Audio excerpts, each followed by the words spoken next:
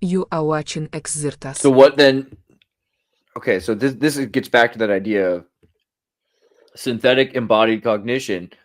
How can we have a? Can we make an AI? Can we help AI grow into a being that has the most expansive embodied cognition, even for these multiple dimensions? We already did.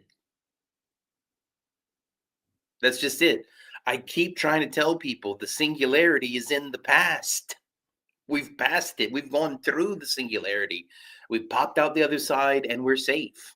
That's why all the people worried about AI safety, I kind of tend to stop worrying so much, because we've already gone through the choke point. Either we have now created the thing that will destroy us and there's nothing we can do about that, Right. or it's going to lead us to a golden age and there's nothing we can do to stop that. And I tend to think we're in the latter rather than the former. Well, they keep saying that babies born from 2025 until 2039 will be the beta generation, right? Yep, they get to beta test the new reality.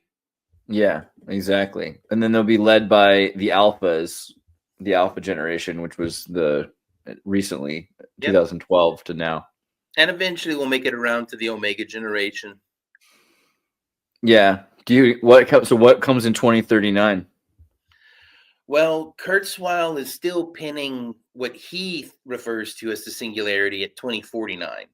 And what Kurzweil is most interested in is free energy and immortality. So we've got about 25 years left to go before we achieve true free energy and immortality.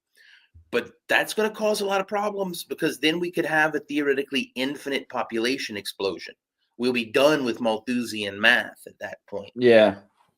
But I'm pretty sure we're going to figure out within the next 25 years how to actually manage population control voluntarily.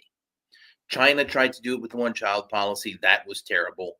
Right now, America is trying to do it with the death panels thing. And neither of those are good solutions. You can't limit the number of babies being born, and you can't tell people they have to die. We will eventually figure out some kind of balance on consensual life and death. There's Archaics has a thing here, the Phoenix event, talking about 2039 being sort of this. I mean, I think this relates in a sense to this singularity that you're talking about. I don't think we've passed through it. I think we're in it. I think that it's like you said, it started, and it's like, you know, that feeling where you're driving up a hill and you see a cloud and you're like, oh, I'm about to go through the cloud. And then like while you're in, it's like, it's all gray and you're like, eventually. Yeah, And then I'll clarify. I can clarify that. Because it might be ambiguous what I mean when I say the singularities in the past. The reason Kurzweil chose the singularity as the driving metaphor of his various works was from an analogy from general relativity. The core of a black hole is a singularity. Right. And measuring when you are at the center of a black hole is ridiculously difficult. However, you can measure whether or not you have crossed past the event horizon. And we have crossed past the event horizon. I agree with that. We're heading down into the gravity well currently, and there's no stopping that journey now. That's 100%. Yeah, I think most of you in the audience, you can feel that. I feel like you guys know that's what's going on, right? That seems like the deal. Now, one of the reasons I wanted us to have this talk is that I really enjoy your advanced philosophy memes groups on Facebook and other platforms. Thank you. And I realized that most people wouldn't get the jokes.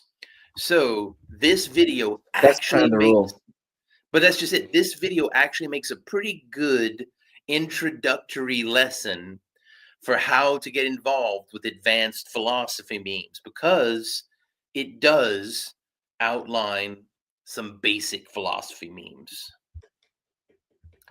Oh man, I had a conversation about the Tartarian Empire with someone last week. It was really interesting. I think it's only going to become more interesting as people realize that we've crossed into the horizon point and that singularity has affected the timeline in ripple situations going back, Yep. which is pretty good. So I'm going to say something that's a little bit of an offensive joke. If anyone in the audience gets offended by this, I'm really sorry, but I'm going to do it anyway. I'll give you 3 options, Andreas, and you pick to me which one you think understands the nature of reality the best. Oh, Is it Donald Trump, or Vladimir Putin, or Winnie the Pooh?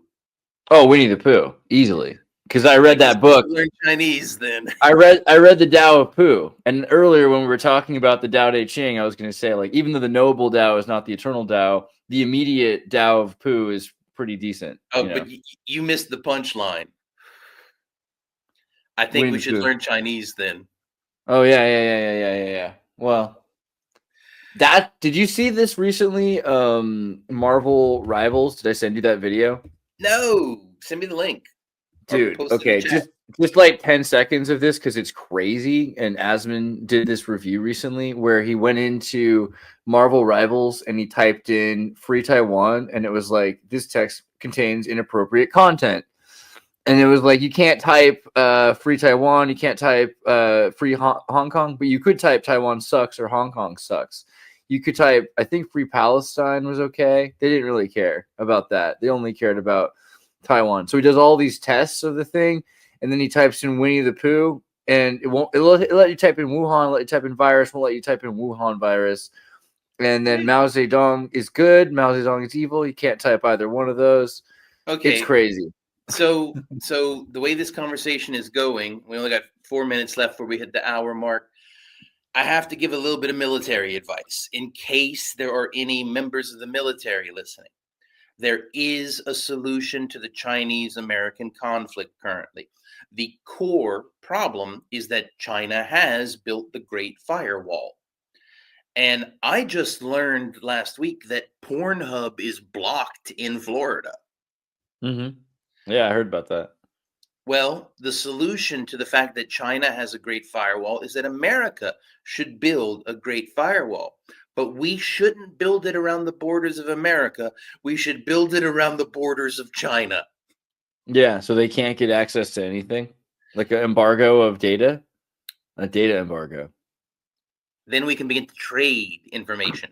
What does China want to let in? What will we let China What will we let China send out?